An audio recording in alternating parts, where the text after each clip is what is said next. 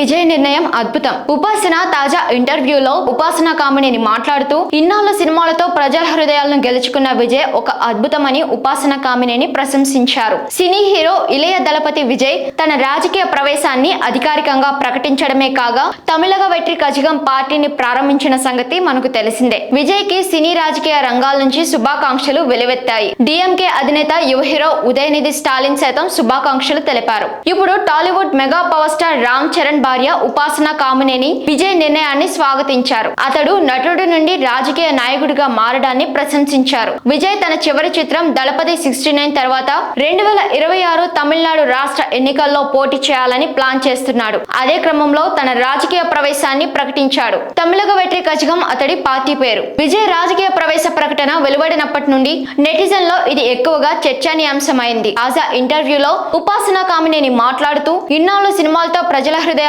గెలుచుకున్న విజయ్ ఒక అద్భుతమని ఉపాసన కామినేని ప్రశంసించారు. నటుడి నుండి రాజకీయ నాయకుడిగా మారినందుకు శుభాకాంక్షలు చెబుతూ తన మామ చిరంజీవి, చిన్నమామ పవన్ కళ్యాణ్ గురించి కూడా ఉటకించారు. దక్షిణాదిలో పలువురు ముఖ్యమంత్రులు సినిమా రంగం నుంచి వచ్చిన వారు కావడంతో విజయ్ పెద్ద అడుగు వేశారని ఆమె భావిస్తున్నారు. అనంతరం ఉపాసన కామినేని మాట్లాడుతూ తమిళనాడులో కొత్త మార్పు రావాలని, భవిష్యత్తు యువత చేతుల్లోనే ఉందని అన్నారు.